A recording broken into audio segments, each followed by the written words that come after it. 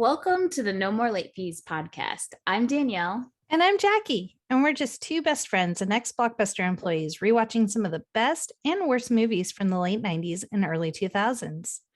And we're celebrating the ultimate twin movie, The Parent Trap. I disagree with this. Sorry, what now? We'll get into it. Yeah. But, okay.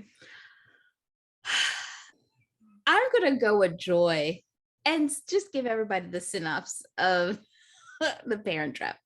It's a remake of the 1961 classic film about twins Annie and Hallie, played by Lindsay Lohan, who are strangers until happenstance unites them. These girls and their divorced parents, Nick and Elizabeth, are living on opposite sides of the Atlantic, each with one child. After meeting at camp, American Hallie and British-raised Annie engineer an identity swap, giving both of them a chance to spend some time with the parent they've missed. If the scheme works, it might just make the family whole again.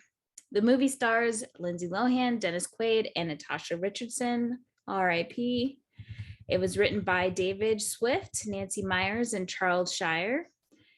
And if you didn't know, Nancy Meyers and Charles Shire, at the time of the movie, they were married. And it was directed by Nancy Meyers. And if you want to watch the movie, you can watch it on Disney+. All right. But before we start, let's get into our ratings rewind. So you know the drill. Before we get into the movie, we'll reveal the rating our Y2K versions of ourselves would give. Then at the end, we'll see if our current selves agree with our initial rating.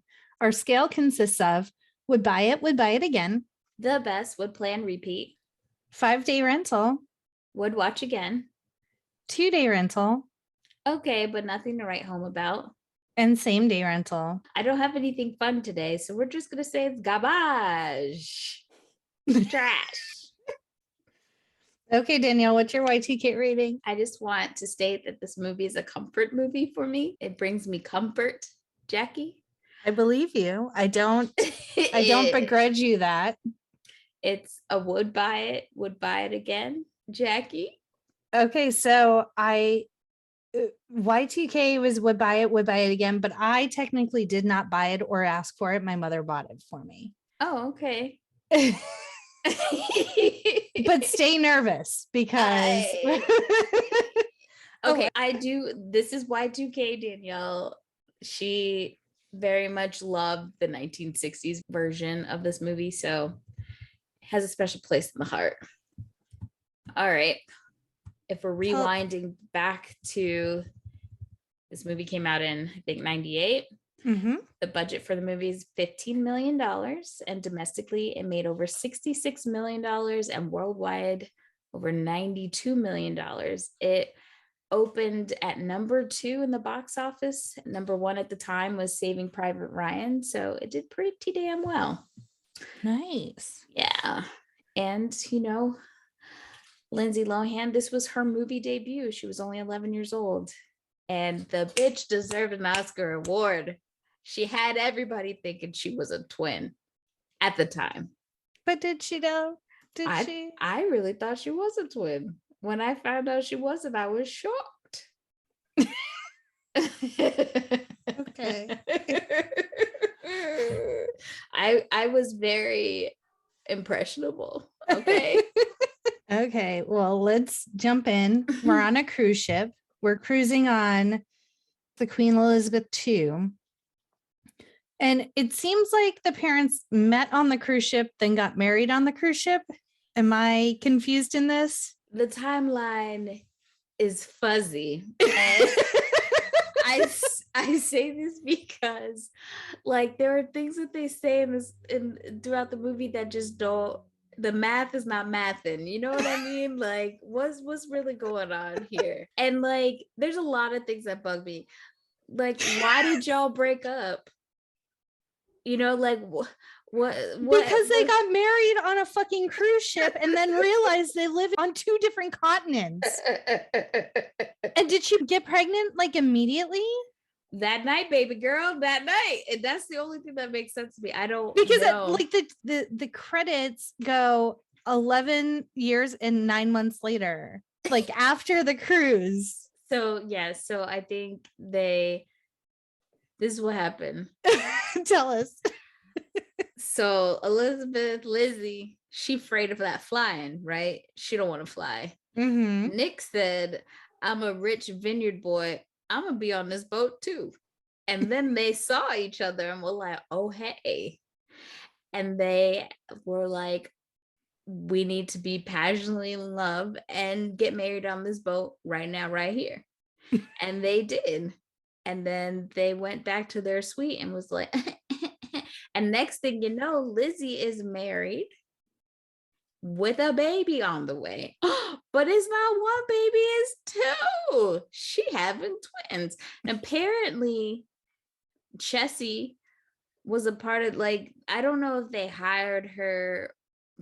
Knowing that they were going to have babies. I feel like, okay, I'm confused because it feels almost as if she knew Nick before Nick came back married with babies, because there's an exchange between Lizzie and Chessie later where she's like, oh, I don't know if you remember me, but like, I'm confused by that, because if she was hired as the nanny, then I would guess Lizzie would have had a huge part in hiring her. So why wouldn't you remember her? So my guess is that she's been on staff with Nick for a little while and just became the nanny. Yes. That's my thought process. It's all very fuzzy. All of it. And the math ain't mathing, but we trying to, fix these holes in the plot. During this time when the credits are rolling, it does say, and introducing Lindsay Lohan. So this is her first movie. And then there's also like the camera zooms in as they're drinking this wine together after they are married. So their special wine. Which will become more relevant later in the story. But I think the synopsis of this movie really should just be two terrible parents. Thank you. Yeah. The funny thing is, I watched this with my mom and I looked at her and I said, could you have babies and say, okay, well, this one goes with you. I choose you. There's no way. You're not taking one of my babies. You're not. And then I just magically forget that baby exists. So I have another question. The whole movie connects because of this photo that's torn in half, right? So we see the photo being taken on the cruise ship with what appears to be a camera from the 1900s. Why? We're in 1986 if you do the math. We got like point and shoot 35 millimeter cameras. Why we got a flash bulb, Danielle? The math ain't math. That's gonna be my answer. I don't know. I think I'm glad you're coming with me on some of this, because look, just because a movie is your comfort movie and it has a special place in your heart doesn't mean that you didn't have to take leaps and bounds to get over some of the plot holes. Okay, I might as well be fucking this Superman. giant plot hole that is this movie. There are blind spots everywhere. Yeah. This plot is Swiss cheese. But one thing I do want to state is that, yes, the math isn't mathin', but Annie and Hallie are living that white privilege life. You know what I mean? Oh, 100%. And it's like, Dad owns a vineyard in Napa, and mom is a fashion designer and she designs wedding dresses for a living. Right. Which we all know that she probably got that career because daddy or granddad or grandfather, rich as hell. I don't know what he does, but he looks real rich with that pipe and a smoking jacket. Yeah. So, he's been bankrolling the whole situation. And Nick didn't just come up with that vineyard. That's like third generation money right there. You know? So they're past rich. I think they're at the precipice of wealthy. Yeah. 100%. Yeah. To own a vineyard in Napa. Yes. Yeah. Okay. Well, we're present day, 11 years and 9 months later. They got it on and got knocked up real quick.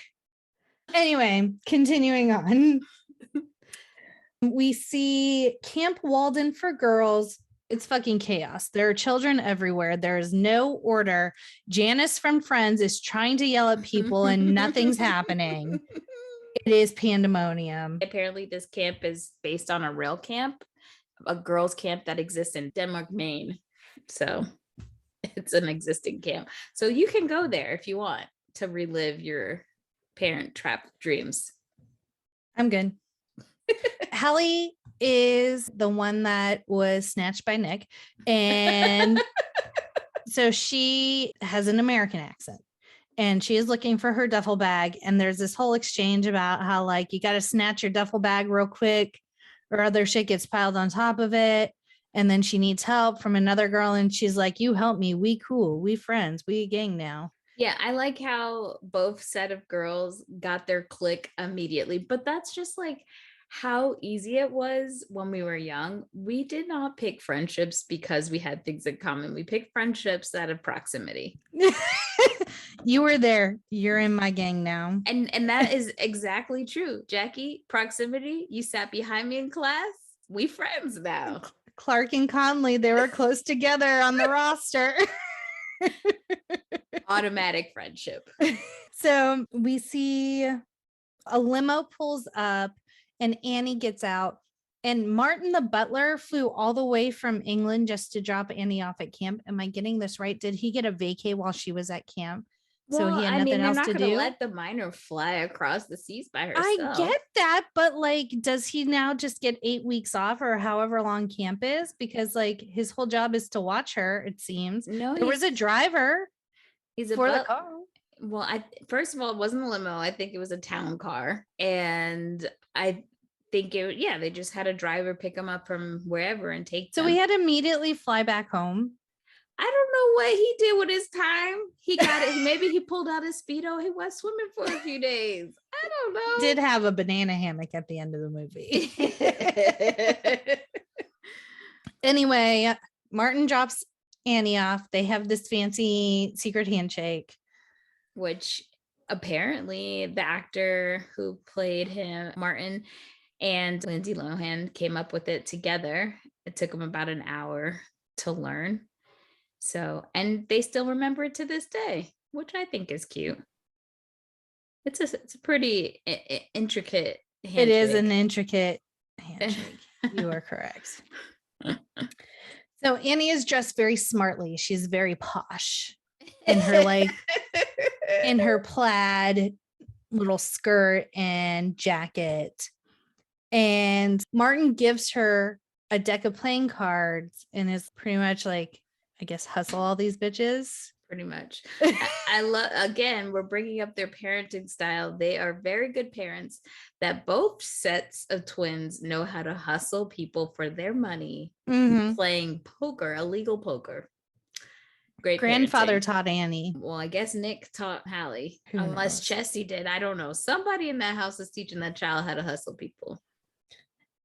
There's a short scene where they're in the mess hall and the counselor, Janice from Friends, I'm just going to call her. She's like, here, do you want this food? And it was strawberries. And so Hallie's like, it was Marva who did it. It wasn't Janice from Friends. Oh, okay. Yeah. It was Janice from Friends' mom in the Marva, I think is her name. So she's like, hey, do you want some strawberries? And Hallie's like, no, thanks, I'm allergic. And she turns around and walks away. And then Marva turns to her other side and there's Annie, but she's not like looking at her. She's just kind of like serving children.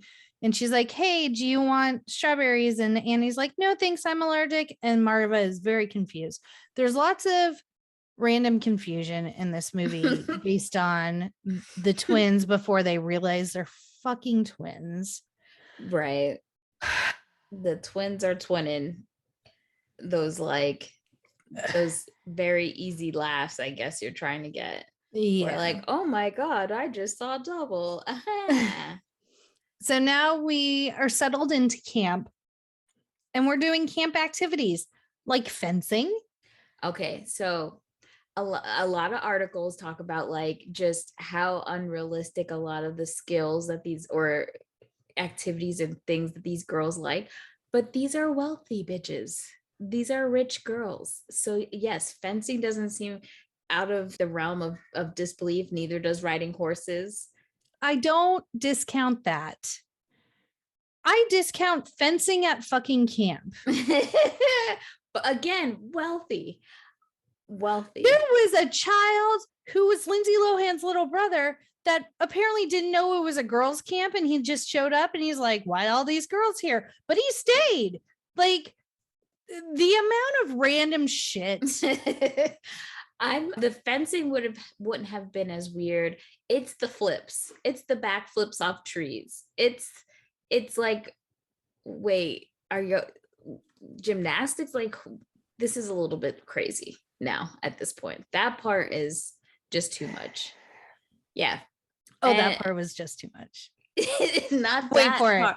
Not just that part. Wait till the isolation cabin, Danielle.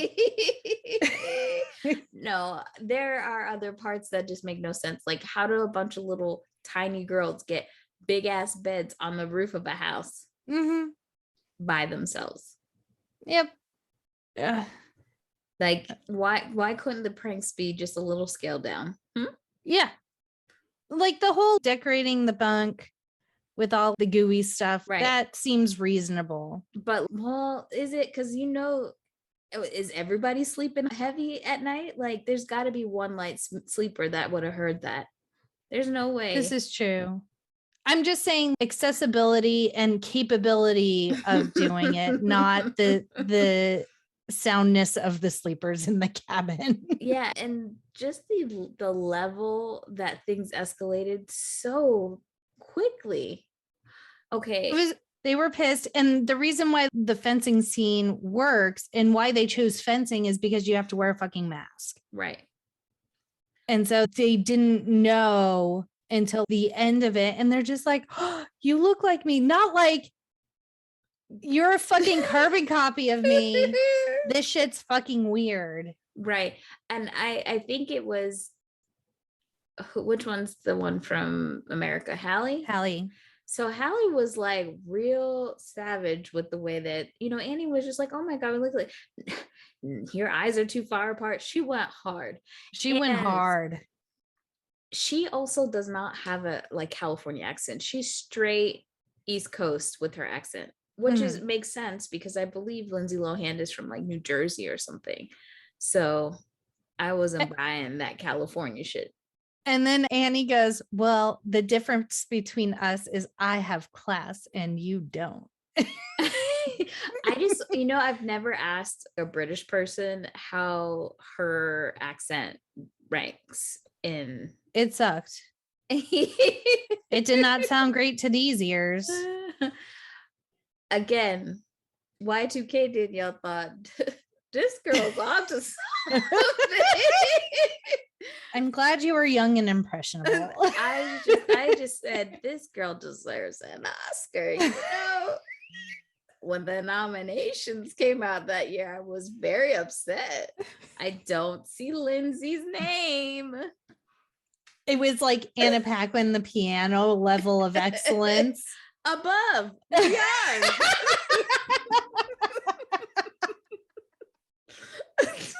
There hasn't been a better performance yet since. This is peak cinematic excellence. 100%. Give Lindsay her goddamn flowers. Shit. I respectfully disagree.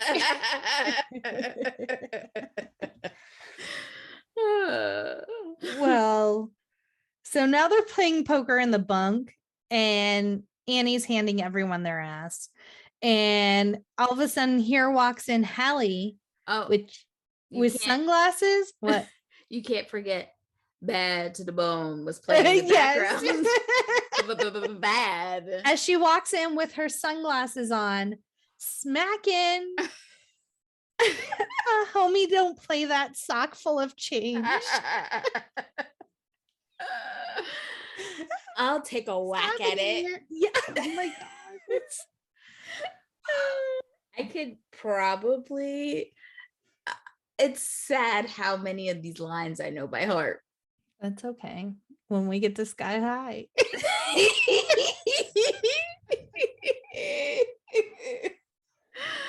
Oh Lord. Okay.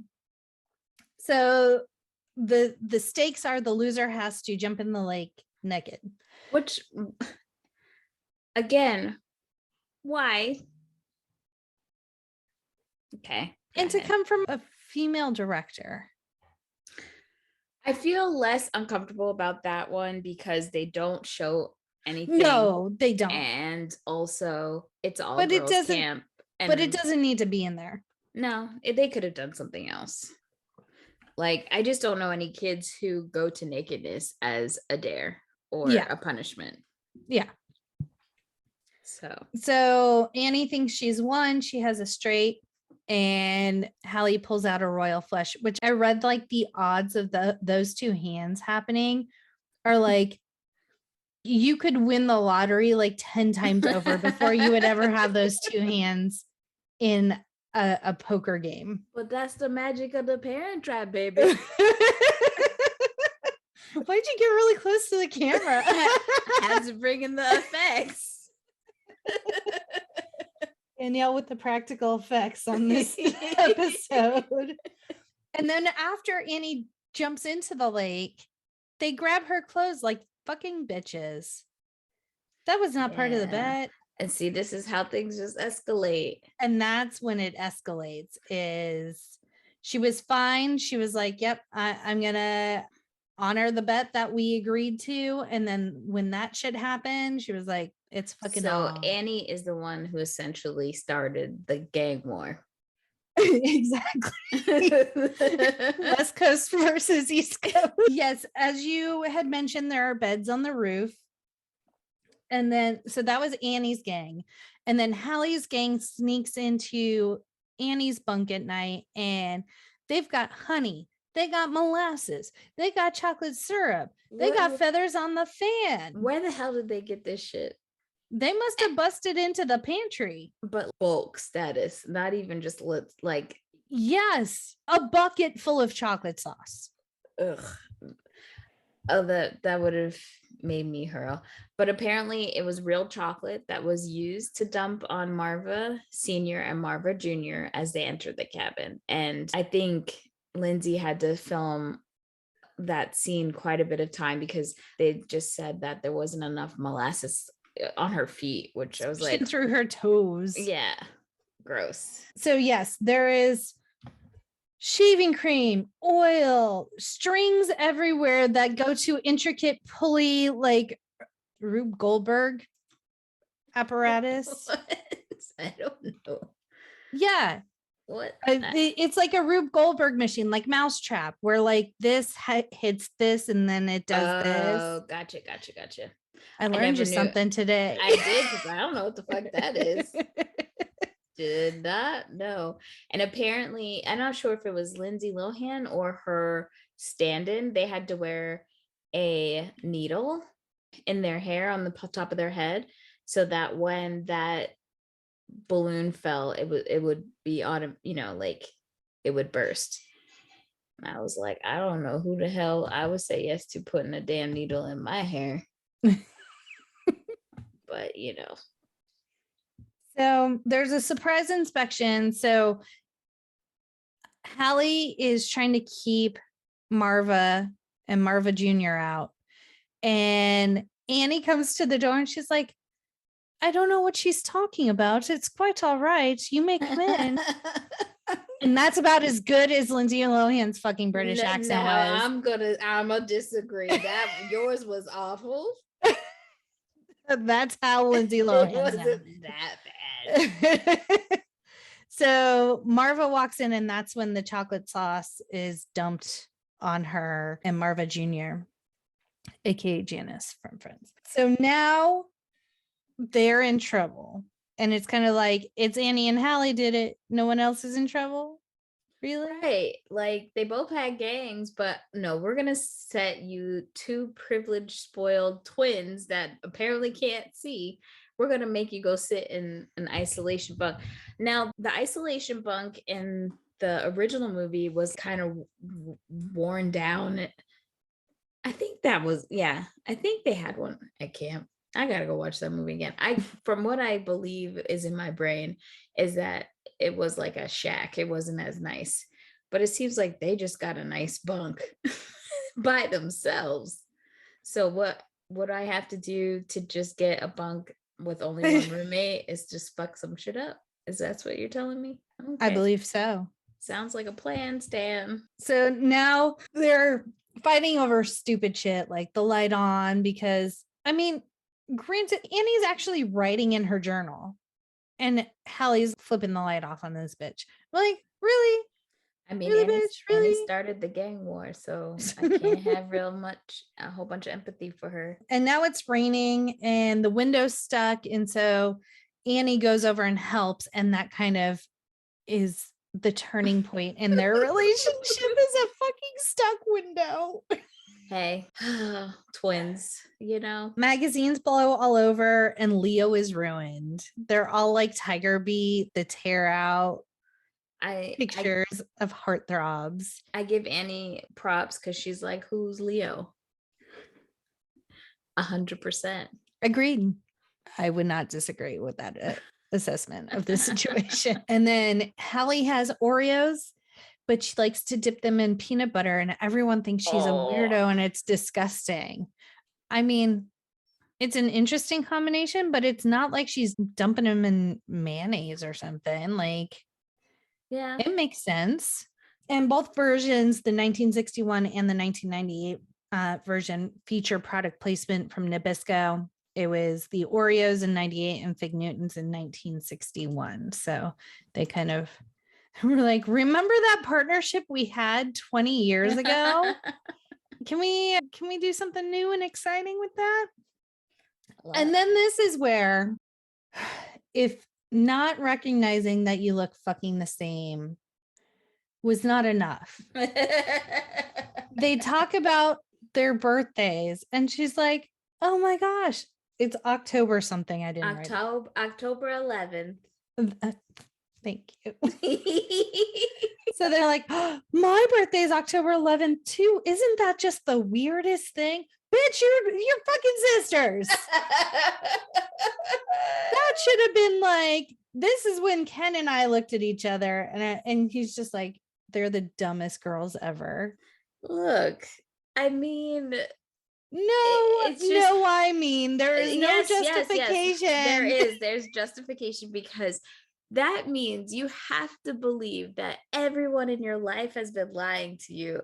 And that's a hard thing to digest, that you've lived 11 years on this earth, your mother lying to you, your grandfather's lying to you, even Martin is lying to you. Chessie's lying to you, your daddy lying to you. Come on. I know it's like right there in their face, but it's just a lot of lies had to be taken place for you to be at this point. And then, okay, let's say this is my twin. They're just randomly at the same camp as me. What the fuck is happening? It's a lot for an 11-year-old to digest. But they pulled together. Well, and also 3 years after they filmed the movie, Lisa and Walter coincidentally had identical twin boys who were born on October 11th, the same day as Hallie and Annie. It's so crazy. That's Chessie, correct? Yeah, Chessie. Yeah. And there are two bright spots in this movie. It is Chessie and it is Lizzie, and I will die on that hill. Oh, so birthday is the same. Oh my gosh. That's such a coincidence that we look the same and our birthday's the same, but we can't possibly be related. And Hallie, where's your mother? Oh, I don't have a mom. Where's your dad, Annie? I don't have a dad. That's curious. Do you have a picture of your mother?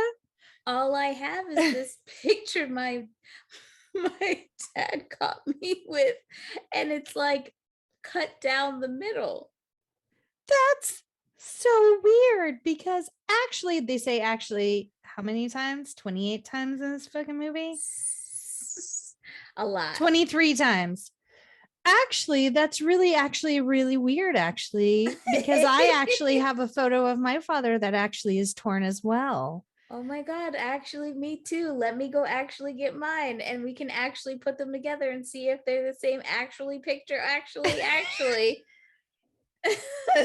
And then the pictures come together. It's like a puzzle piece. Oh my God. The Queen Anne too. Do you know what this means? Wait, do you know what this means? We're like related. No, we're like totally twins. End scene. Oh man. Yeah. And then they have fucking lockets. And I wrote old switcheroo. I don't know if that was in my brain or if they said it was an old switcheroo. I just want to know if there's actual legal precedence to this kind of bullshittery that is their custody agreement, because it'll make no sense to me. I don't think so. They're just terrible, horrible parents that have put their children unknowingly through horrible trauma that they will spend years unpacking in therapy.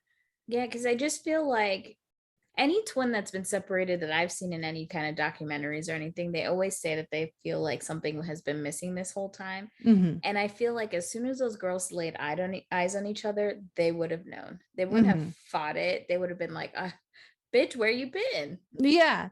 And once they get in them teen years, the amount of fucking resentment towards those parents is going to kick in hard. And I just want to know, like, did they both just say, okay, I'm going to take a kid? No, were they paying each other child support? No, I think they were just like rock, paper, scissors. Okay, we each got one. Deuces.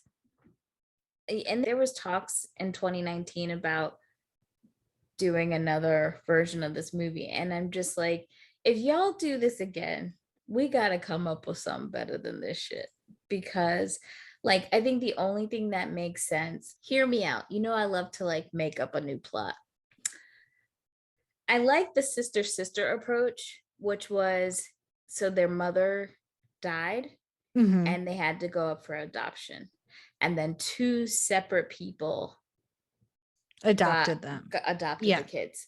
But where I would take a spin on it, it would be two people that were previously married and got divorced and decided to go like adopt on their own.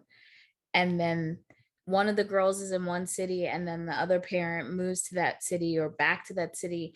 And then they enroll in school and they find out that they're twins. The school calls the parents and say, oh my God, we have an incident at the school. Y'all got twins.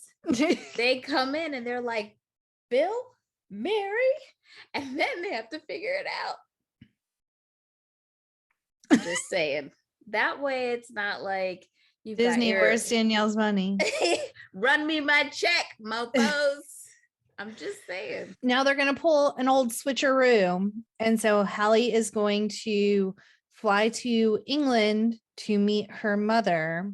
And Annie is going to go back to Napa to meet her father. And then eventually, after a couple of days, I guess they're going to be like, surprise. Yeah, I'm the wrong fucking twin. I was like, I don't think they didn't think this through. They didn't think it through, but no. But here we are. So now they're preparing. Annie has real long hair, so she has to get a little haircut because Hallie has shoulder length hair. Right. And so they have to be the same. So now these kids are not only fencing experts, poker sharks, they know how to climb and move heavy objects, but now they are hairdressers and they know how to pierce some ears. Yeah. I'm telling you, they got some skills. And actually Lindsay Lohan pierced her own ears specifically to do this movie. She went to professional, everybody. Just if you yeah, she didn't do her own. Yeah, but you know, in the UK they cut the ear piercing scene out so that it wouldn't kind of encourage kids to go do this like on their own. Not America. They're like, let us show you exactly how to do it. You'll need a needle, an ice cube, and an apple. And they also have to study each other's families. They have dioramas of their house so they know where to go in and like know where to go.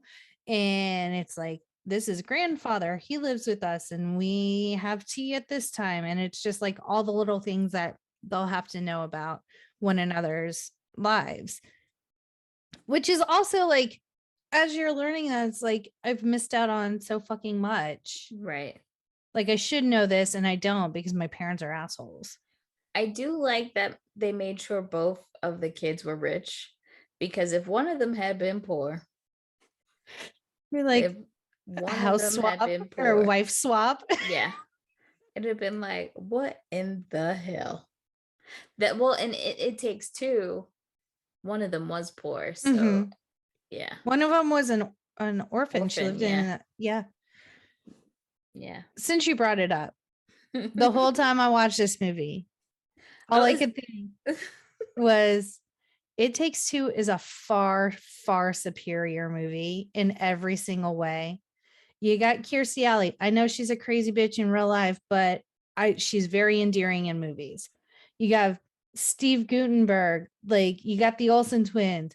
It's so much better. At least my Y2K memories of it is way better. So I place them separately in my mind. I try not to compare them. They are the same damn movie. I'm not gonna lie.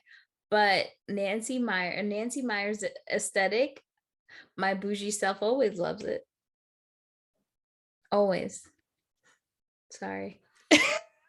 Not sorry. okay, well now they're saying goodbye and they do this weird fucking thing that I hate. Which is the crossing of the arms and the crossing of the fingers. It's so supposed stupid. to be cute. I don't know. So stupid. So stupid. It's not cute. I hate it. I don't even think about that. So I like, okay. So now they go. Hallie, pretending to be Annie, arrives at Heathrow. Martin is there to pick her up. So this is her first challenge, is to nail the handshake, and she does. So he's like, okay, let's go along home. I love Annie's luggage, by the way. A-class. Want it. And she walks in and she meets grandfather for the first time. And this was a very sweet scene where she was kind of staring at him, and he's like in his like office or study or whatever. And he's like, are you okay? And she's like, I'm making a memory, and you smell like peppermint and pipe tobacco. Yeah. What that was really sweet. And just a small thing, like when she walks into the front, there's that hallway and it's orange. The set director guy had to kind of convince Nancy Meyers to paint it orange because, you know, bitch love white. And he said no, it's gonna look really good. And with Lindsay Lohan's red hair, it just like looked really good. I just wanted to put that in there. And now Hallie meets mom for the first time. And I didn't catch Lizzie's name until way further into the movie. And so all my notes just say, and mom. Like it was Nick and mom. But she hugs mom for the first time. She's crying. She's so happy. And then Martin, busybody, walks in, is like, oh, there's this nasty thing you brought home with you on accident. And it's Hallie's childhood stuffed animal. It's your puppy. bear. It is. I was like, that is Polly.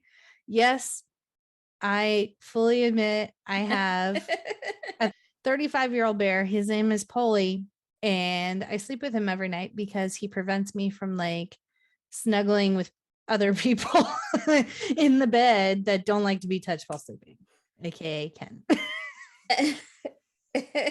Well, another cool connection to the Olsen twins is that Lizzie Elizabeth James is her name, and she's a designer, and the Olsen twins have their own line of clothing, and it's called Elizabeth and James, and it's named after their siblings. But I just see a special connect there. And who is the Elizabeth part named after? Elizabeth Olsen, Who is?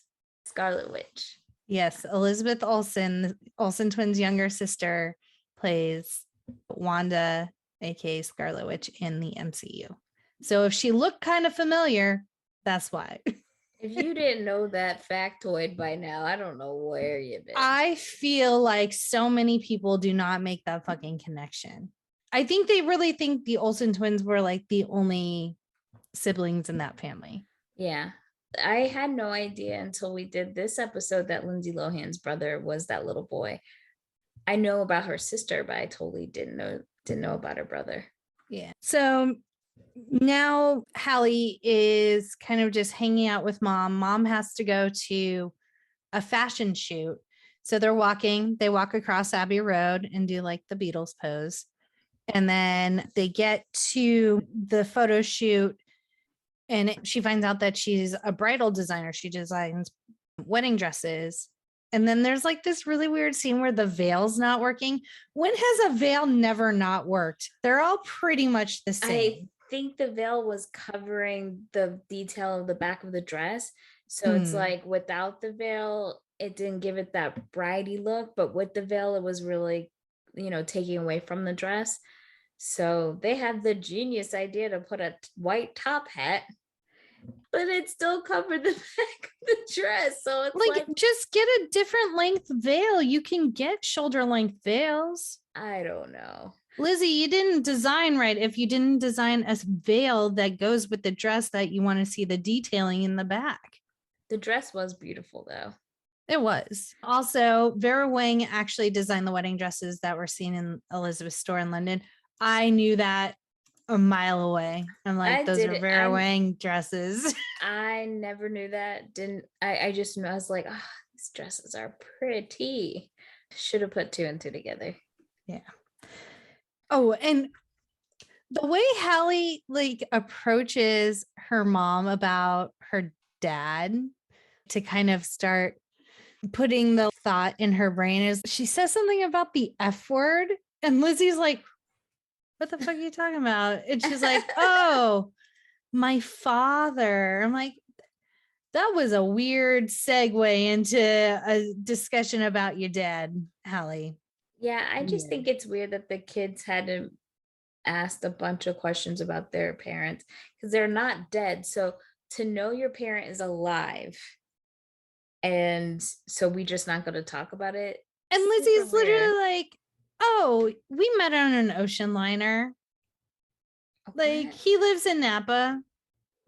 Huh? What? Like, you mean I could go and meet him? Yes. They didn't think this through. Like, what did they think was going to happen when these kids were asking? See, it's one thing. No, it's all fucked up. You've let this child grow up without another parent, and you separate twins. It's like the worst fucking thing you could do. Yeah. Well, let's meet Chessie, one of the bright spots of the movie. Yeah. So now we see Nick has picked up Annie, who is playing Hallie. She has to do an American accent, obviously. And she says something about a horrid habit. And he's like, what the fuck are you talking about, child?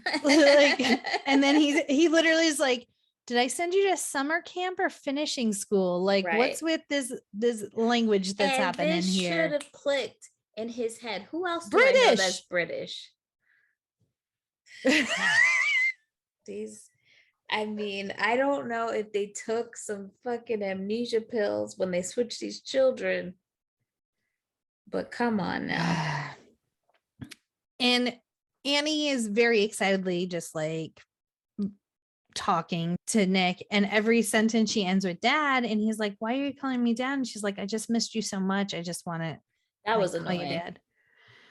But I mean, she was triggered because she hadn't like ever seen him. It was her first time talking to him. She was excited and she wanted to use the word dad because she never got to. Like, I get it.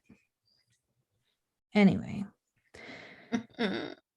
Now we see Chessie. Chessie is the caretaker. It seems like she kind of runs the household. Yeah. She cooks dinner. I don't know if she cleans or anything, but like she takes care of Hallie and she kind of makes sure everything's running smoothly at the house. And Nick is a vineyard owner in Napa. And as Meredith points out later, he makes millions. So he is very well off. He has this estate with like a gate with his name over it and stuff as they drive into the vineyard. And I don't remember the dog's name. The dog starts barking at Annie because she's not Hallie. And I wrote, the dog, he knows.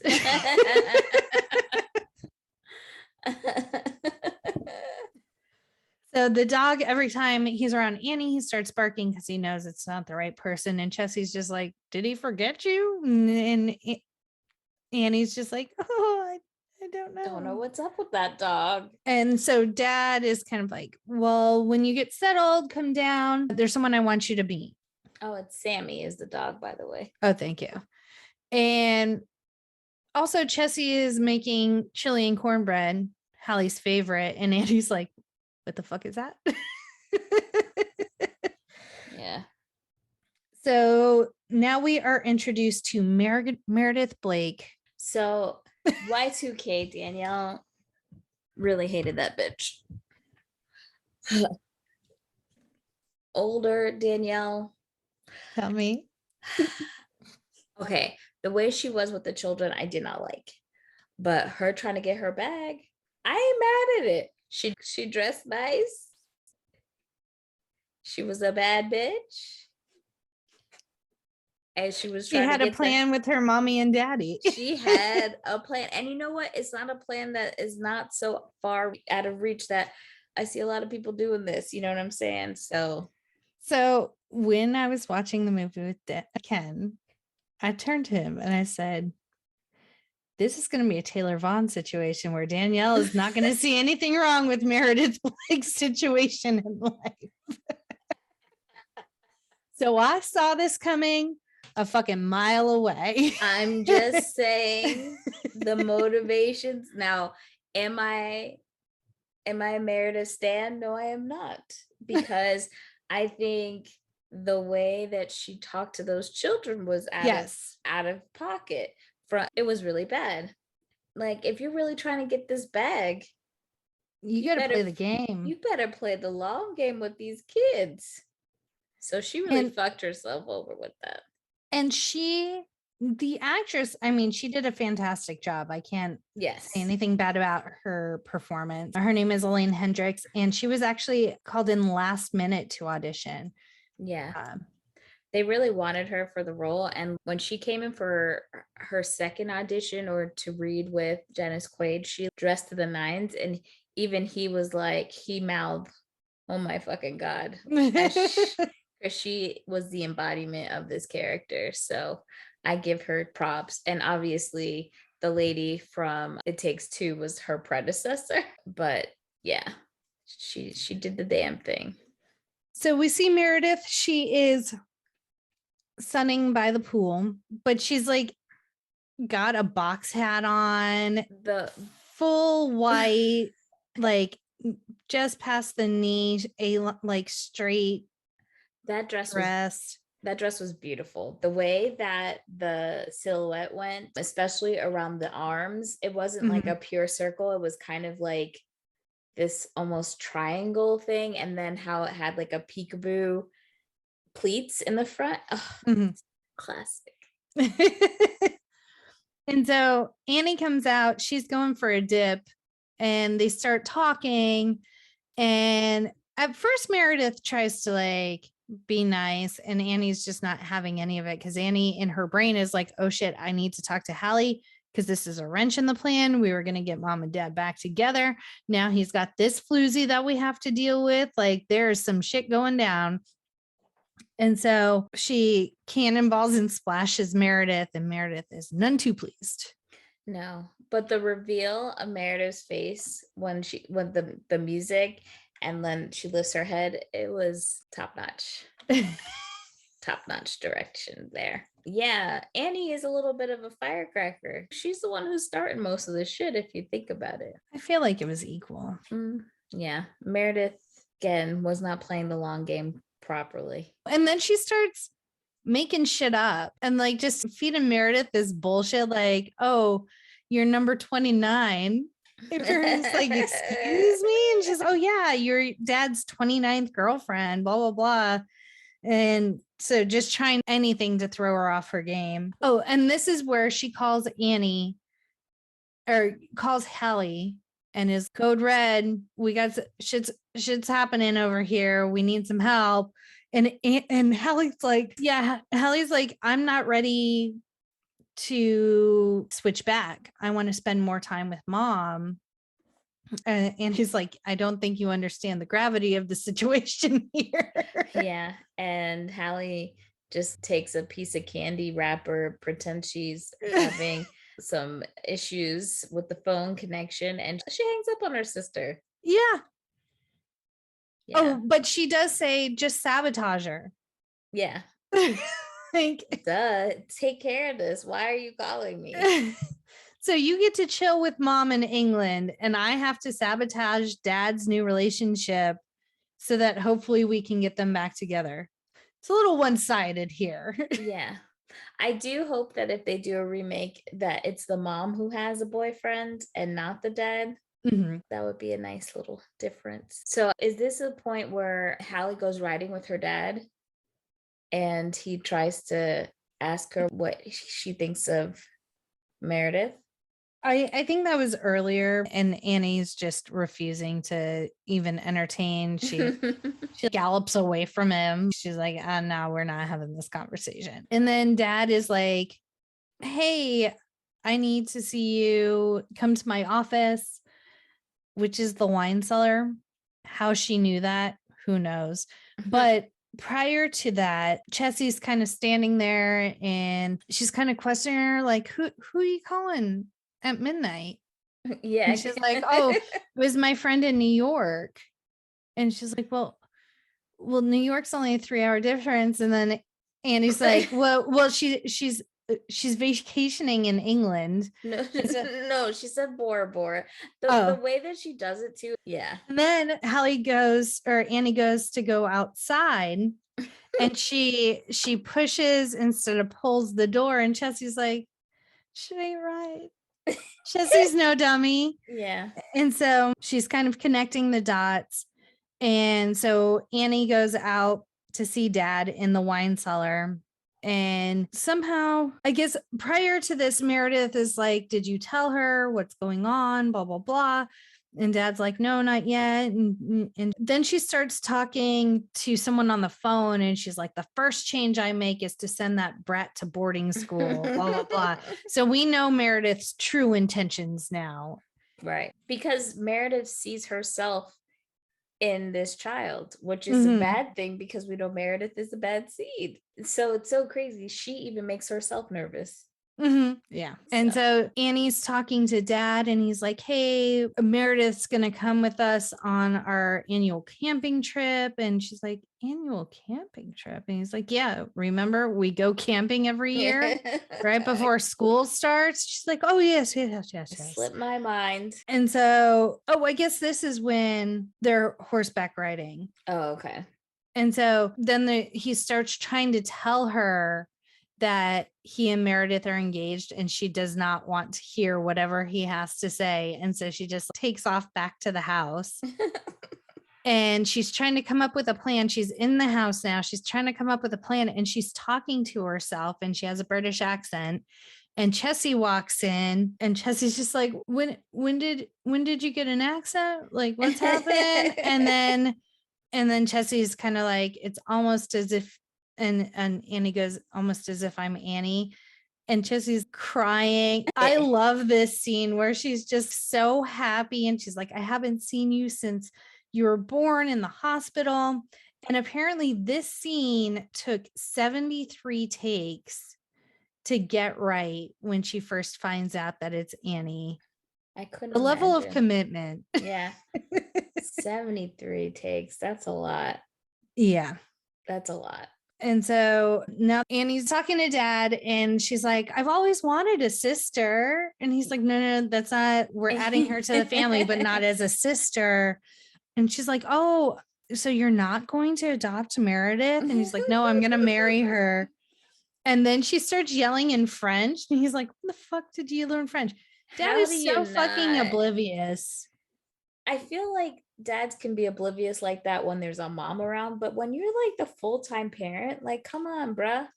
Maybe How because did Chessie was around to do everything. I don't maybe? know. I think that's a red flag when your child is speaking French and Yeah. you know you didn't give her French lessons. And so she kind of flails out of the room and Nick looks at Chessie and Chessie goes, don't look at me. I don't know anything.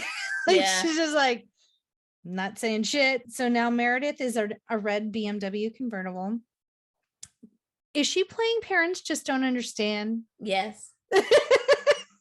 I just needed confirmation of that. Mhm. Thank you. And she goes and she's kind of snuggling up on Nick and sitting in his lap. And she opens this fucking box and pulls out a tiny bell and rings the bell for Chessie. And my blood pressure went through the fucking roof. I was like, how dare you ring a bell at the wonder that is Chessie, you whore. I was very indignant about that fucking But bell. Nick should have stopped that right away. Like, he should have been Yes. like, no, we don't do that here. Yeah. He just lets her. And then she's like, I like a little chest hair showing. She's unbuttoning his shirt. Is very weird scene. And he didn't have any chest hair, so that made it even weirder. It's like bare chest. So now Meredith is talking to Hallie and she's like, hey, listen, you and I both know at the end of the day, being young and beautiful is not a crime. And She ain't a lie. And you're no longer the only girl in Nick Parker's life, so get it. Okay, so right there, that showed me that Meredith has some fucking issues. Because if you're competing with a child, something is wrong with you. Yeah. She also at one point calls her, she goes, listen, puss. What? I'm sorry. What did you call her? The child? No, ma'am. Maybe she meant Puss in Boots. I don't think that was it. Mm-hmm. And then she casually mentions that they're getting married in 2 weeks? Question mark. Why so fast? Timelines, Danielle. Timelines. So Ain't mathin'. So Annie don't know what to do, so she sends Hallie an SOS, a picture of a dog that says 911.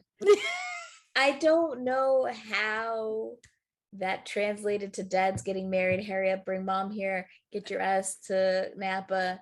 We're in big trouble. But that whole scene confused the fuck out of me. So let's just talk about a few things. This is still a Disney movie. We're letting underage drinking. Mm-hmm. Because Also, she has a sip of wine at dinner. Hallie does with mom and grandfather. And also mom gets wasted at one point. She's smoking. Like, I've never seen any Disney parents do this. I don't know how this movie got away with this. Nope. And I don't think it was necessarily in that time period, the golden age of Disney, where we got the Mighty Ducks and the alcoholism and all that stuff and heavyweights. This was a little bit outside of that. So I'm like perplexed how that crept through. Yeah. So yeah, we see Martin. He's serving Lizzie, grandfather, and Hallie pretending to be Annie. Mm-hmm. And Martin picks up a fax of the picture of the dog that says 911. He's pouring some wine. And then Hallie, pretending to be Annie, asked the mom if she could take a sip. And of course, because she's a wine connoisseur growing up on the vineyard, she's like giving all of this like wine talk and whatever. And of course, nobody thinks this is weird. They're super impressed and like, did you learn this at camp? What? And then she falls out of her chair because she sees the fax 911 and she's like, can I get some air? What child are we letting out in these streets to go get some air?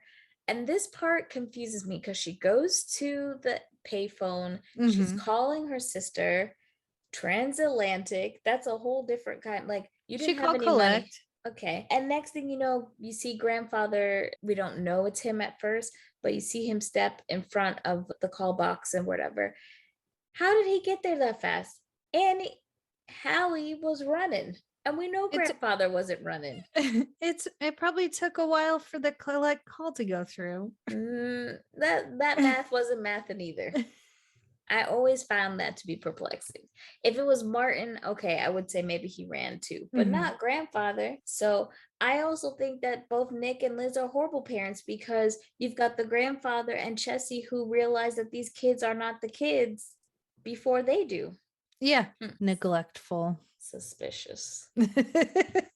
So grandfather's like, where's Annie? And she's like, in Napa with my dad.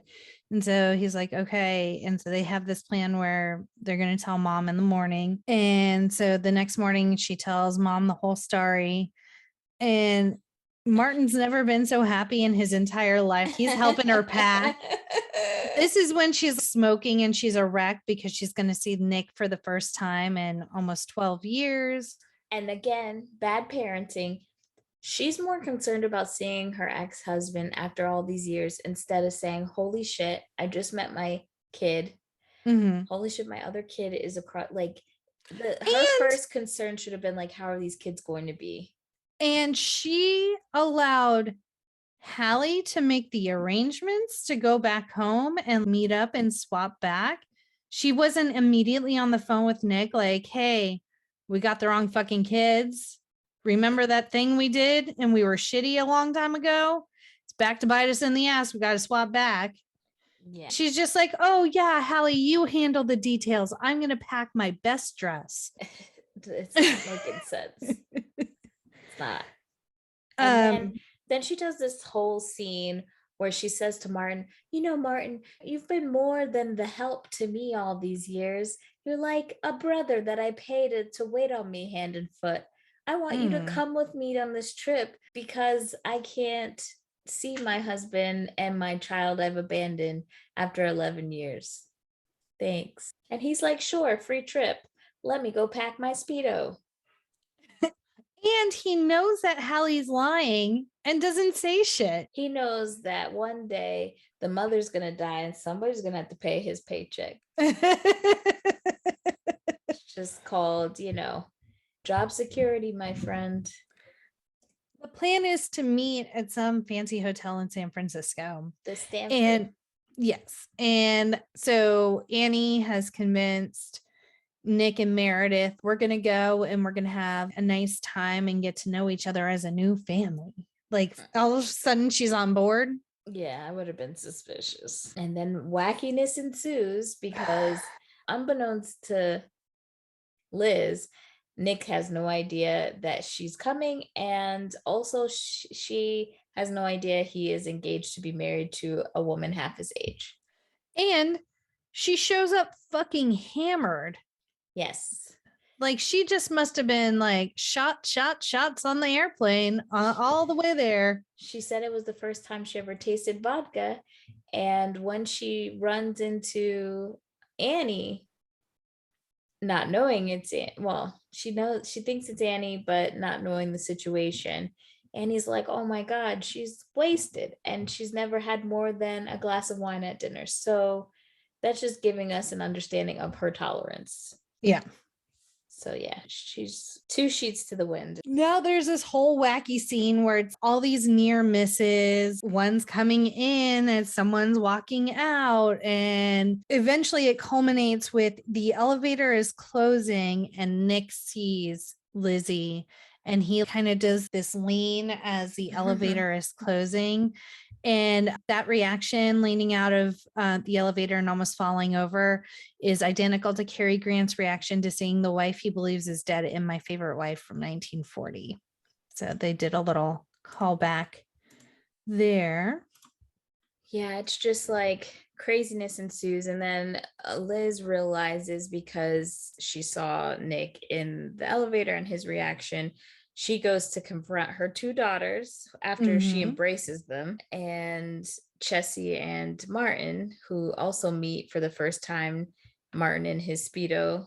I like when Liz's reaction was like, where the hell are you? And then realizing, oh, I have allowed this man to go on his vacation and he can go swimming and whatever he wants. And the kids tell her that he's getting remarried. And she's like, oh, so y'all lied to me and fooled me or whatever. And then she heads downstairs to the bar where she runs into Meredith, who Nick told one of them, I'm not sure if it was Annie or Hallie, who he thinks he's telling it's Hallie, to watch out for Meredith because now he's seen Lizzie and he's trying to go find her. So Lizzie, unbeknownst to Meredith, is Nick's ex-wife, but she doesn't know that. All she knows is that she's a famous wedding dress designer. So she's like, oh my God, I want you to design my dress.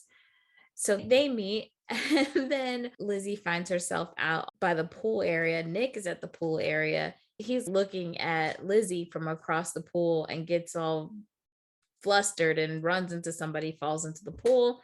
Then he realizes, oh my God, both my fucking daughters are here. Liz is here. Then he has to tell Meredith that Elizabeth James is his ex-wife and that he has twins. Okay, so not only are you hiding this from your child and your mind, apparently, you didn't even tell the woman you're about to marry that you have another kid. Like, what the fuck? This whole movie is just what the fuck.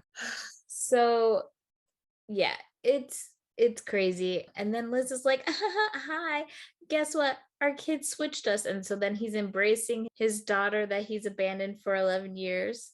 And he embraces his daughter he didn't even realize wasn't there. And Meredith is pissed, as she should be. We also missed the scene where we're introduced to Meredith's parents, which is a great callback because the lady who plays Meredith's mom, Vicky, is actually the woman who played the same counterpart as Meredith in the original movie. She played Vicky as well. Oh, neat. So, and then this scene, it's kind of like I was saying earlier, where her parents are kind of in on it because she essentially tells her dad to be nice and everything you wanted for your little girl plus millions more is coming true. And so, I mean, they probably raised her to be this way, so not surprised. Yeah. Not surprised at all. And then somewhere in all of this crap that happens, when Hallie is meeting Meredith outside the elevator, she's singing Let's Get Together, which was a callback to the original movie. So after all the pool scene happens, somehow the kids convince the parents to have a family dinner. So I don't know what Nick did to tell Meredith to stay at the hotel for him to go hang out with his ex-wife and this new kid he abandoned. And there is a yacht chartered in San Francisco Bay that they're going to have like an elegant 3-course meal on. And he's like, who the fuck is paying for this? But I mean, this plot hole was closed. Fine. Grandfather's footing the bill, but still, does grandfather want Nick and Lizzie to get back together? I don't understand what's happening. First of all, Chessie, Martin, and grandfather, all the adults, should have been saying this arrangement is fucked up. And if you guys are fine with not seeing these children and abandoning your children, that's one thing. But I know as the grandfather, I would not be okay missing out on my other granddaughter. Yeah. At all. So they all wrong for participating in this nonsense. So the kids have worked really hard to recreate the Queen Elizabeth II, where the parents met originally and had their wedding and whatnot. And so they go hide and end up not eating dinner. It's just dinner for two for the parents. And Chessie is serving them. She's the waitress. And then Martin is the sommelier. So he's doing the wine. And they share a moment because it's close quarters because they're on a boat where they're kind of like face to face trying to pass each other in a hallway. And there's like a little glimmer of something. Their relationship is random and weird to me. I don't see the chemistry at all. No. I honestly read both of them being gay. Fair. I did. I don't hate that theory. Oh, and the girls tell them, sail through time back through yesteryear. They're laying on real fucking thick. Well, I mean, I understand it's kids. Yeah. So, yeah, it does not work. I mean, there's obviously undeniable chemistry between these people. Yeah. And they're talking about how can we arrange custody? You'll get them for Easter. I'll take them for Christmas. They're trying to work it out now. It's like, why didn't y'all do that from the beginning? Yeah, this is craziness. And it seems like the story is that Elizabeth just got mad one day, threw a blow dryer at him, and just went to England and never came back. I don't know how they were. So, did she grab one of the kids and then do this in the middle of the night? Because, just send me one of my children. Like, what happened? Right, because apparently she never saw him again. So how did this arrangement happen legally? How? And she's like, I expected you to follow after me. And he's like, I didn't know them's were the rules. Like, what? You said you never wanted to see me again. So I respected your wishes. You threw a fucking blow dryer at me. Again, here's the math that's not making sense. I throw the blow dryer. I go pack my stuff. I pick up one of the daughters, grab Bitch, her what stuff, you doing? And then I leave. And then I have my lawyers call you and say, okay, you have that one daughter, I have that one daughter, we're divorced. Like, how did this happen? And did this happen in the hospital? Because Chessie said, I haven't seen you since the hospital where you were born. I don't know. I'm so fucking confused. The math isn't mathing. Danielle, I did not expect this movie to be the most convoluted movie we've done thus far. Yeah, it doesn't add up. It has more plot holes than Independence Day does. Damn. That's saying a lot. But again, I love this movie so much. I just look past it. You can hold on to it as tight as you want. I don't deny you that. Things don't work out as the kids planned. Mm-hmm. Lizzie and Martin are all ready to go back to England with Annie. And the girls say, fuck this. So they decide they're going to pretend to be each other in the same time. Huh? But you don't know who's who. Right. So, and these shitty parents are like, I know it's you. No, it's, you don't. You don't know. Mm-mm. So they say to their parents, you promised us a camping trip. We'll go to Dad's. We'll have our camping trip and call it a day. And so but Mom has to come too. Right. Also, another fucking plot hole. Get the fucking dog. The dog will tell you which one is Hallie, and which one is Annie. It's so true. Think fucking smarter, people. The thing is, they didn't want to. Oh, deep down. Yeah. So they go back to I want to say the ranch, but it's not a ranch, it's the winery. They go back to the winery. They're getting ready, packed up to go camping. And Mom has convinced Meredith that she should go instead. And so so fucking random. Right. Which is a great way Mom gets out of it. And the kids are pissed, but they don't really have a choice. And they go on to torture poor Meredith Blake. So Meredith shows up in a crop top activewear set. If you think about it, she was rocking Lululemon style before Lululemon was 100%. 100%. And she has this teeny tiny little backpack. Like, what the fuck is she carrying with her? Not the fucking supplies. Super cute bag, by the way. And so she has like this tiny backpack. One of the girls is carrying her Evian bottle for her because it doesn't even fit in her bag. And every time Meredith stops to take a break, one of the girls is behind her and they keep putting rocks in her backpack to like make it heavier and heavier. And so as they're handing her Evian bottle, they put a lizard on the bottle. And so as she takes a drink, she freaks out about the lizard. She turns around to continue on. They put the lizard in her hair, which I was like, don't torture the fucking lizard. I was not even concerned about Meredith. I'm like, she's going to squish that lizard. And then I'm going to be real mad at them girls that they killed a lizard unnecessarily. I just want to know why the lizard was in her mouth for that long. I've always thought that to myself. My mom said the same thing. Why she let that lizard be in her mouth for that long? I said, I don't know. It don't make sense. But this infamous scene involved 3 different lizards. One was real, one was a toy, and one was computer generated. The actress behind Meredith Blake said, I'll let you take a look and guess which one was which. I'm assuming the one in her mouth was probably computer generated or a toy. Yeah, there's no way I'm letting a real lizard in my mouth. Gross. Because then I would be afraid that it tried to crawl down my throat. So now they are at their campsite. They're eating trout for dinner. Meredith is not pleased. And she's like, well, what's for breakfast? And they're like, fucking trout. We're in the middle of the woods. That's what you eat, is what you catch.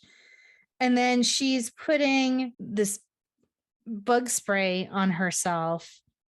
And she's like, I'm getting bitten up. And the girls gave me this bug spray. And it turns out to be sugar water, Edgar. Like, I don't understand why she trusts them at all. She No. knows that they're always scheming her. So why? This is what made no sense for the character, because the character wouldn't trust them. And she was very savvy. It wasn't like she was an idiot. She wasn't like a dumb blonde character. Like, she knew her shit. And so I could see like maybe the bug stuff, but after that, like, trust no one. Yeah. And so she'd be banging sticks trying to go to her tent, which is only like 2 feet away. So why are you banging sticks, Meredith? And Nick's kind of like, what are you even doing? And she's like, keeping the mountain lions away. And she's like, oh, there are no mountain lions. There are fucking mountain lions in California, I assure you. Maybe. And the sticks are probably not a bad idea for mountain lions. You're supposed to make yourself real big and be very noisy. I don't know. What really pushed me over the edge was the fact, okay, so here's my question. Another thing that don't make sense to me. So was Meredith in her own tent, not with Nick? So I think the girls could take her out of it? Ken had the same question. I'm like, well, maybe he's like you and just like sleeps outside in a hammock to enjoy the nature. Either that, or granted, he would have woken up, but she was on an air mattress where maybe Nick was just on the ground. So at least they could get her out. The next morning, you see Nick in a different tent to the left versus to the right where she was. Okay. Yeah. So I guess she was in a tent by herself. The only thing that made sense to me was that they were originally packed for their mom. And so it would have made sense that the mom and dad were in different tents. So that's the only thing that makes sense. Or maybe she didn't want to have to share a tent with the girls. But the girls had their own tent. I think were there 3 tents? I thought there were 2 tents. I don't know. I can't remember. I think there was the big canvas tent and then the tent that Meredith was in. Oh, maybe. So maybe he was with the girls in the big tent and then she was by herself in the smaller tent.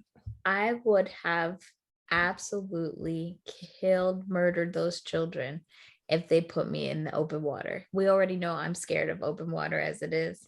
So the funny part is, if you see the wide shot of that river that they're on, the water's flowing fucking fast. You would have been miles downriver by morning. Yeah, that was pretty dangerous. Those girls needed a beating. So Meredith, of course, she wakes up in the middle of the goddamn lake and she jumps up scared. I don't understand why she jumps up like that though. She's standing on there. Of course she's gonna fall. She falls, she gets out of the lake, she comes, she loses her shit on Nick, and she's like, it's either me or these kids. Of course he's gonna say his fucking kids. And she was shocked that he chose them over her. She didn't know how to play the long game. So bye-bye Meredith Blake. She done. They get back and he doesn't even fucking care. When they get back, the mom's like, where's Meredith? He's like, oh, she gone. He's like, well, she threw the ring at my head. At least it wasn't a blow dryer this time. It hurt less. Jesus. And then the girls are like in the bed playing poker. And then the parents have their own little rendezvous. Nick takes Lizzie down to the cellar and shows her all the wine. And he also says, I'm a collector, and shows her this wine bottle. This bitch don't even remember. She's like, what's that? She's like, what's this wine from? Our wedding. I bought all the bottles. You telling me you love this woman so much. You bought all the wine and you ain't never tried to go see her, ain't never tried to see your kid. I think he was saying that there was only one bottle left, but he bought it. No, he bought every bottle that was left. It wasn't just one. Oh, I took that to mean he said, I bought all bottles that were left in existence, and it was the one bottle. Mm-mm. Okay. Well, the wine in question has a name. Most wines do not have a name, but it's Where the Dreams Have No End. And it's a real wine, but it's not from the Queen Elizabeth II ocean liner. And Nick and Elizabeth were married in 86, but the first bottle of the label wasn't produced until 1987. So there's a little continuity error More there. math and not math. Yeah. Are we surprised? Not really. And so then in this scene, they talk about this fight that doesn't make any damn sense. They don't talk about what they fought about. They talk about the blow dryer thing again and how she went back on the plane for the first time because, she's scared of planes, and he didn't come after her. So we doing all this. We taking the one child and running across the country to the other side of the world, right, for him to chase you. You know how much some damn plane tickets are? It's ridiculous. And then he tries to kiss her and she looks so traumatized. Like, what happened in this marriage? What happened? Well, earlier in the day, she's like, where's Chessie and Martin? And he's like, they went on a picnic a day ago.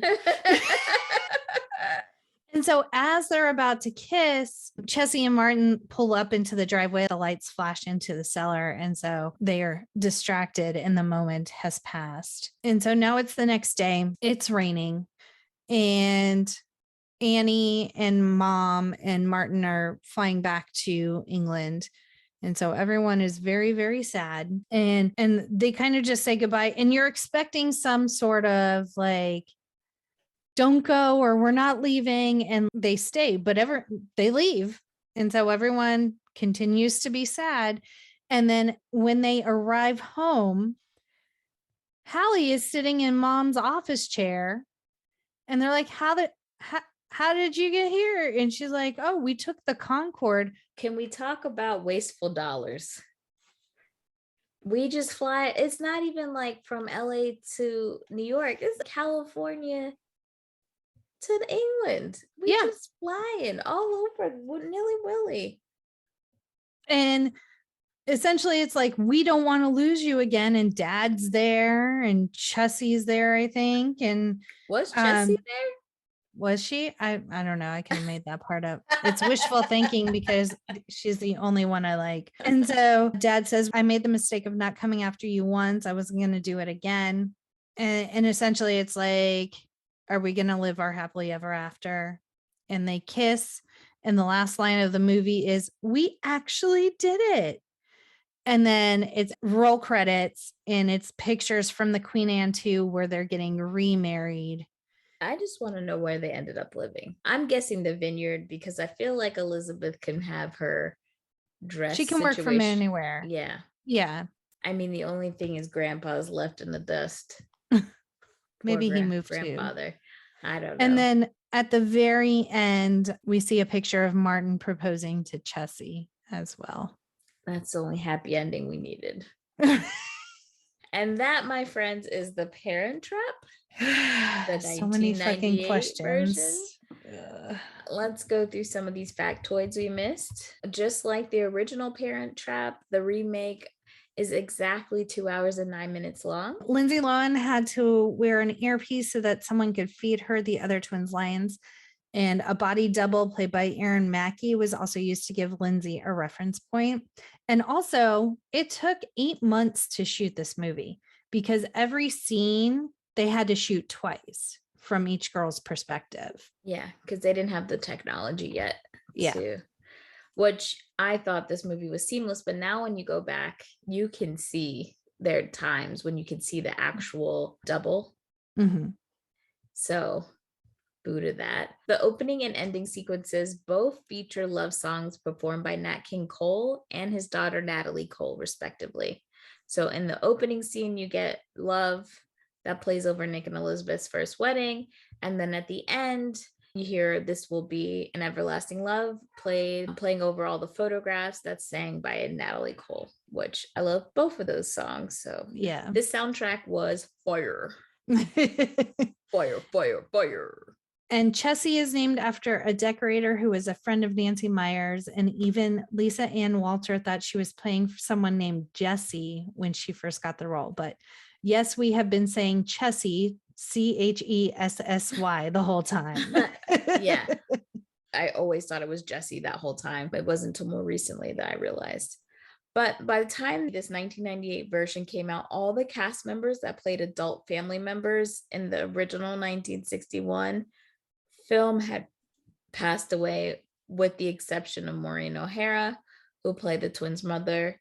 Sadly, she also outlived Natasha Richardson, who played the mother in the remake. And so if you didn't know, the Natasha Richardson, who played Lizzie in this movie, passed away in a horrific skiing incident in 2009. Yeah. Really, really, really sad. She was married to Liam Neeson. Yeah. And I think they had 2 sons. It was so sad. I still feel sad thinking about it every time I see a movie with her. Another weird coincidence is that they call Meredith Cruella de Vil. And so Natasha is actually from a pretty famous acting family. Her mother is Vanessa Redgrave, and her sister, Jolie Richardson, she played in the live action movie 101 Dalmatians. So with Cruella. Yeah. And some of the casting: Scarlett Johansson, Michelle Trachtenberg, Misha Barton, Jenna Malone, and Mara Wilson all auditioned for the role of the twins. And Jenna Malone was even offered the part, but she turned it down 3 times. I guess they didn't believe no meant no. Yeah, they actually, I think the casting director saw Misha Barton first. This movie was Lindsay's to have. As soon as they did open casting calls in a bunch of different cities all across the country, and once they saw her, they just knew she was it. So they must have seen her after Jenna Malone said no. So thanks, Jenna Malone, because we needed Lindsay in our life. And then for the role of Nick Parker, David Hasselhoff, Richard Gere, Jeff Bridges, Kurt Russell, Patrick Swayze, Pierce Brosnan, Bill Murray, Harrison Ford, Jeff Daniels, Tom Hanks, Tim Allen, Kevin Costner, John Travolta, Mel Gibson, Bill Paxton, Michael Keaton, Jim Carrey, Adam Sandler, and Robin Williams were all considered. That is an eclectic list. They were just looking for anyone for Nick Parker, I feel. Okay, so I could see Kevin Costner for sure. Bill Paxton, maybe. Michael Keaton, yes. And I think that's it. But as much as I love my Harrison Ford, no. I could see Kurt Russell. Yes, Kurt Russell, I could see. Yeah. But the rest, not or maybe so Pierce Brosnan could have done it too. Yes. But some of them, I'm like, in what world would Adam Sandler be Nick Parker? That's such a weird one. All right, it's on you, Jackie. Go ahead and just rip the Band-Aid off. What is your current, my present day rating? Yeah. As much as I want to give it a 2-day rental for Chessie and Lizzie, I am giving this a same-day rental. If I don't ever see it again, it'll be too fucking soon. I'm sorry. You're too cruel, child. You not know what you say. Am I the drama? Yes, you are the villain. I do not waver in my love for this movie. It is a would buy it again. I don't care. In a heartbeat. Plot holes be damned. I love this movie. I support you. It is my comfort movie. Me and Serena watch it whenever we can. So there we have it, folks. If you guys have some knowledge on this movie, thoughts, if you agree or disagree with our ratings, hit us up on social at Instagram, Facebook, TikTok, Twitter, YouTube, and let us know what you think. No more late fees. Or you can give us a call at our quick drop number, 909-601-NMLF, 909-601-6653. If you are international, you can call into our Anchor FM line as well. You can leave feedback, suggest future movies, what you like, dislike, corrections, blockbuster video stories, favorite moments. Please call in. We just want to hear from y'all. Sometimes when we do this, we feel like we're shouting into a void. So it's nice to have feedback. And so, like I said, you could be featured on a future episode. And if you love the show, please head on over to Apple Podcasts to leave us a 5-star review. We greatly appreciate it. And if you really love us and want to show us some continual support other than listening, head on over to patreon.com/no more late fees. You can receive exclusive content, stickers, Ask Me Anything, polls, bonus videos, live Spotify playlists, and more. And speaking of Patreon besties, we want to give a very happy birthday shout out to Marley. Thank you for all of your support, and we are so glad that we connected on TikTok, and we hope that you have a very wonderful day. And our other podcasters out there, if you're thinking about starting a podcast, currently have a podcast, we highly recommend the program Descript, DESCRIPT. It is an editing program that you upload your audio/video to. It transcribes it, and you can edit the audio and video as you would a Word document.